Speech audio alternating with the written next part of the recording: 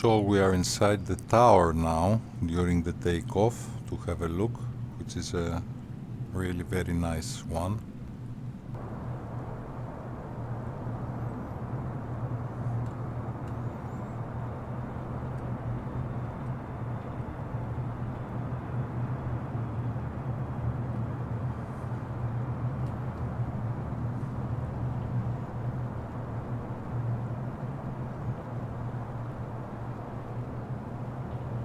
And let us have also a look from outside.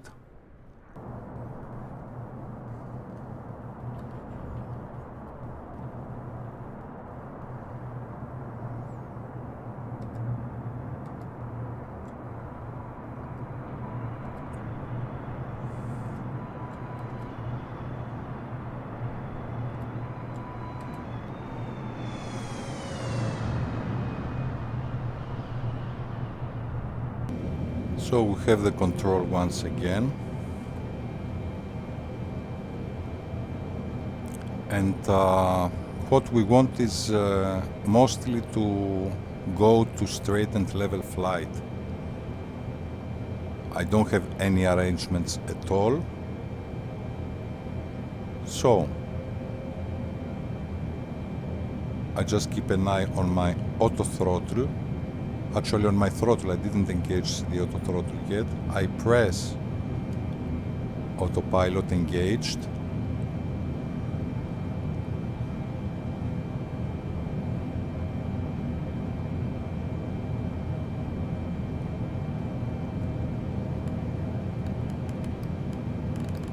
I will put an altitude of 5,000 only.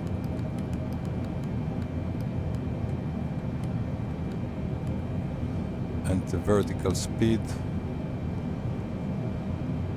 of 1,500. We are trying to have straight and level flight as soon as possible, okay? Now, I activate the auto throttle, seems it works. And my speed will be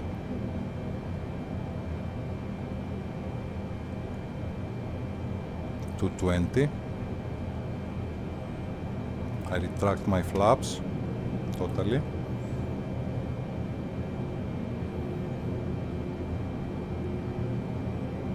Okay.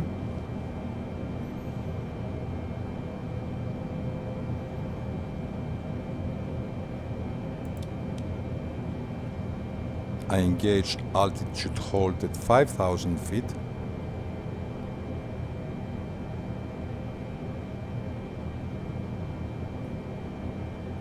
And I'm waiting to stabilize my plane at about 5,000 feet. I keep an eye on my altitude.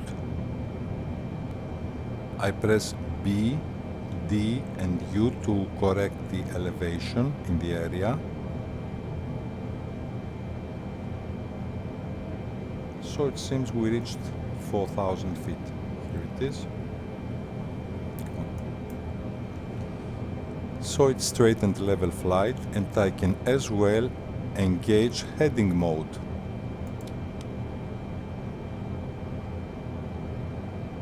To keep the present heading.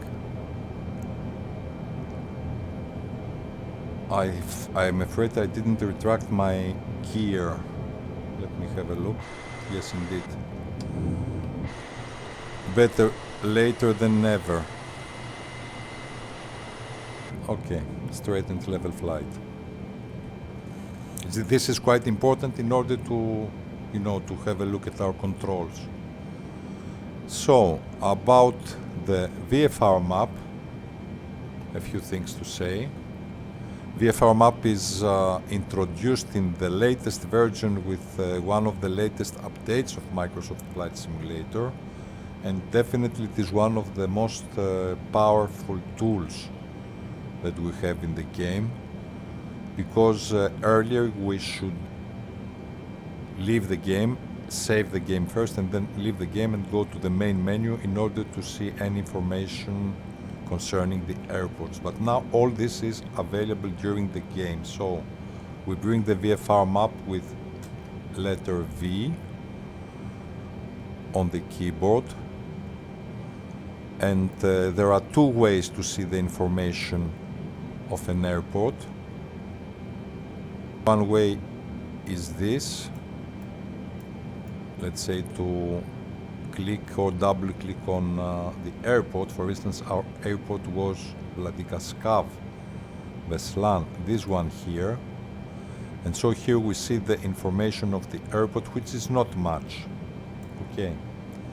Now the other way is, and maybe lots of simmers that don't know this, to type here URME, for instance, and we double click or click here. First of all, we see the elevation. Okay, this is quite important. We see that the elevation is 1.6, 1.7, let's say 1,000 feet above the ground. We also have a look at the frequencies, and we also have a look at the runway. We know that the runway is 927. We departed from runway 9, so we may as well land to runway 27. So before we go too far away from the airport, with control 4 we have the FMS here, and we can have an extremely simple flight plan. So we type URMO, and also we type the same once again for arrival. Okay, and now if we can select an approach, there is an ILS from runway 27, so let us choose this one here and execute. So if we go now to legs, I suppose that we will see something. Yes, indeed. So if I bring now the VFR map once again,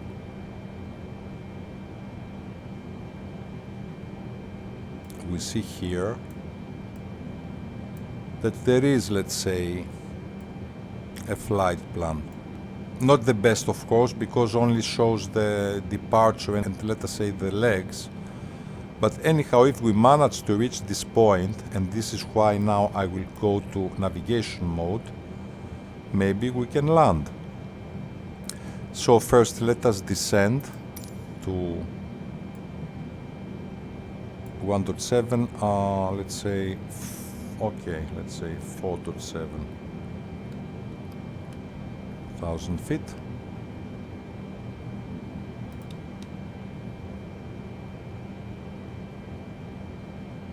Not very steep, let's say 700 feet per minute, and let us have a try. We always monitor our instruments, so we turn to navigation mode right now.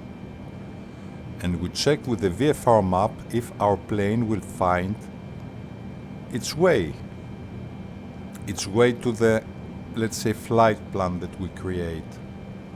And we also check, control 4, if we have the ILS frequency. ILS frequencies, you know so far that they don't, yeah, we don't have it. They don't work, actually we don't have it. And I wonder if there is any ILS frequency, so let us check it out. I'm afraid there is not. So I go.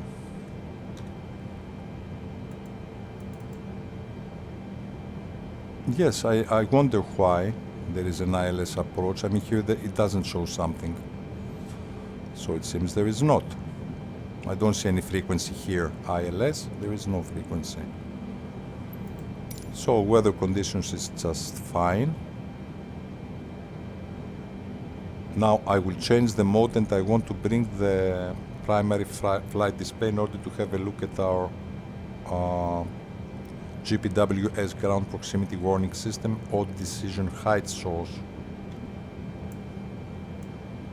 because it will show a warning if we are below 2,500 feet. So let us have a look. Where are we going? Okay.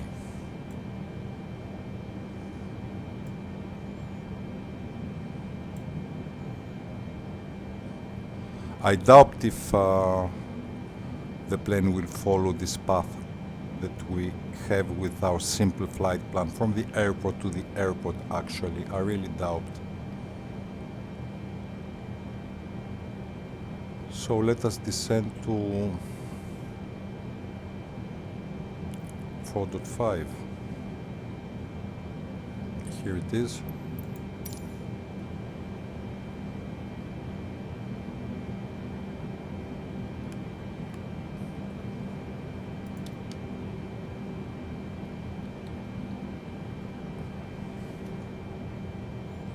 And let us try to land anyhow. We can also use here the map, isn't it? We can also use this map, but what to say, okay, we use this one right now. We can have some information also in the map here. You see, actually it is the same flight plan.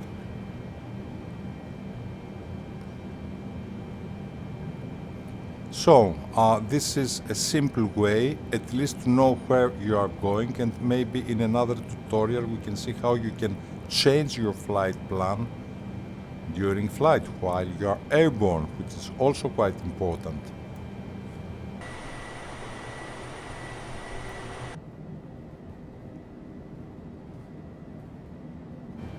I'm very curious to see if our Boeing 777 will follow the route. We have these waypoints M0205 or MO205 and 206, and then we will go to land from the opposite direction. We departed from 09 and we will try to land runway 27.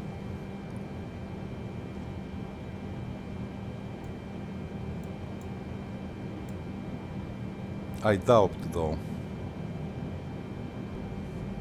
I will reduce my speed here because we must prepare for landing. And if we see that we don't follow the flight plan, of course we will disconnect the autopilot. This we will do anyhow, and we will go either to heading mode or we will try to have the runway in sight and land. So far we are not very precise. Important is to see if the aeroplane will turn, but I'm not sure about it. I'm not sure at all. Flaps set to 5. Okay, here it is. And flaps set to 10.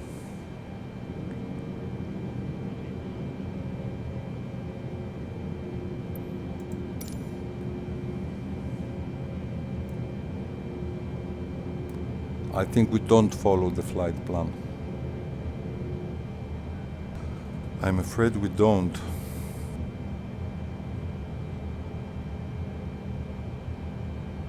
I'm afraid we don't. I don't see the plane turning, so okay, what we do in this case, we said, let us be a little bit patient.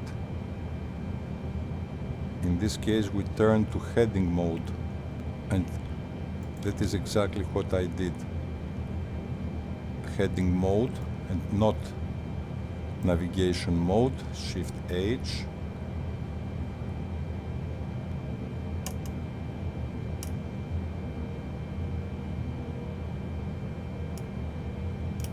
Yes, we deviated. I mean, we were not following the flight plan, but anyhow, we will fix this. Unfortunately, we will be quite close to the runway when turning to final. You must always monitor your instruments.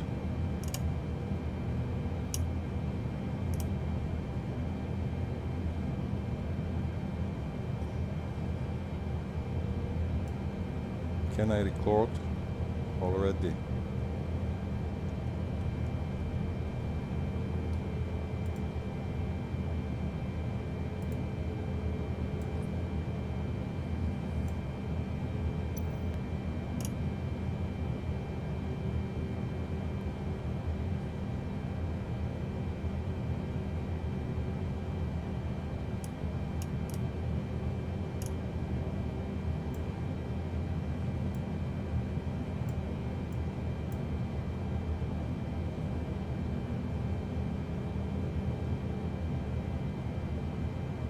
And let us turn to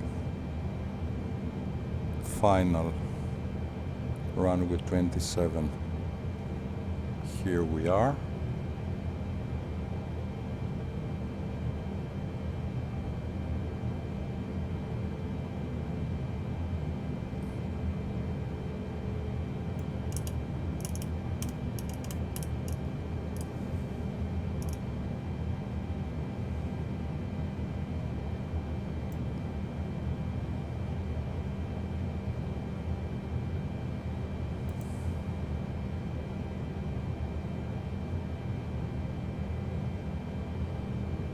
Yes, I don't see any ILS frequency. I mean, I just don't see any ILS frequency. Actually, it didn't exist also in the VFR map, isn't it?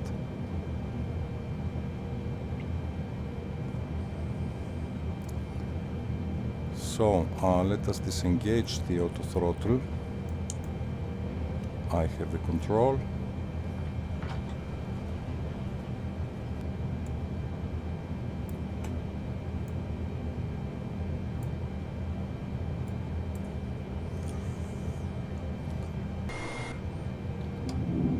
Gear down, flaps 20.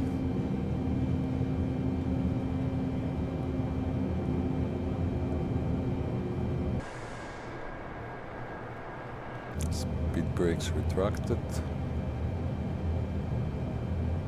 Okay.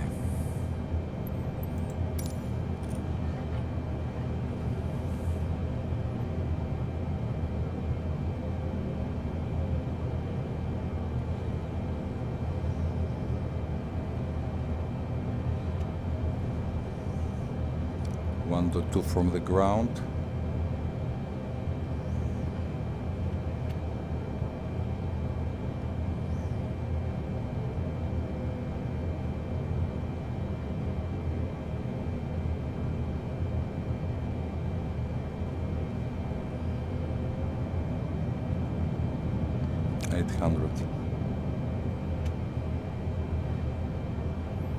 Again, speed brakes.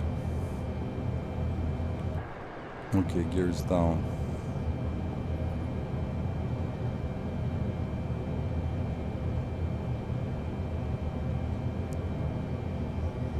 $500. Quite windy.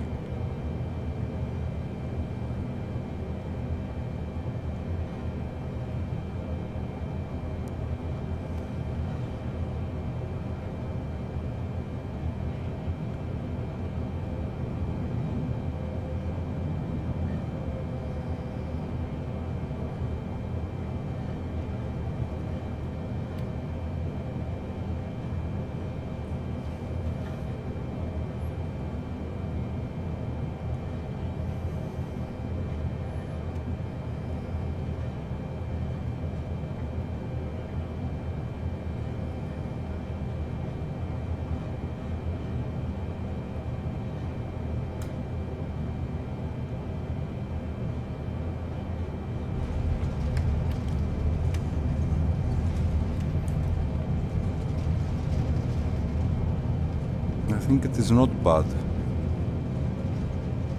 The runway is 10,000 feet. This is good.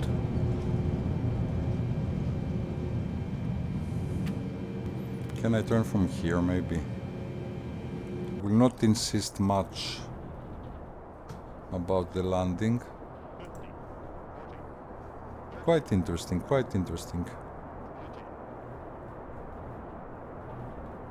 Yes, quite interesting was.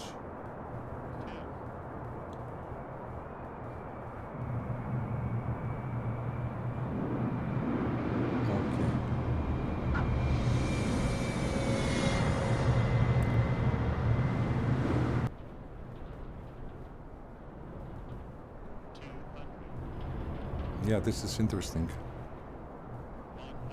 Unfortunately, they must cut the distance down.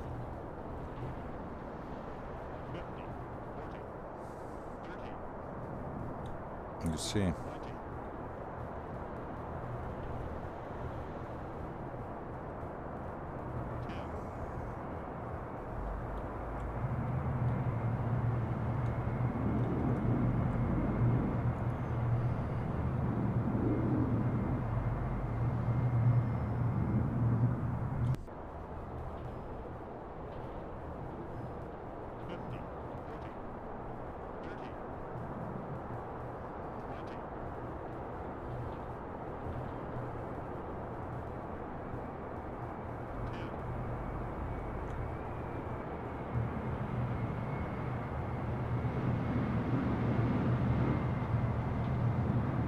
So ladies and gentlemen, I will try not to insist anymore. It was okay, I liked it. I mean, that was a short tutorial how to use your VFR map, and maybe we will continue about it. You can as well change your flight plan during flight, isn't it? But yes, somehow I forgot the tutorial and I'm stuck with this nice landing. Yeah, this is smooth. Okay. So ladies and gentlemen, I would like to end this clip with a nice zombie here, with our zombie inside the airport, since we lost a little bit more time with landing. Yes, I like the zombie right now. That was a short tutorial about how to use the VFR map, which is quite important and quite useful. So this is all for now. Thank you for watching this clip. Let us have a last look at the zombie, and hope to see you soon to the next one. You take care. Bye for now.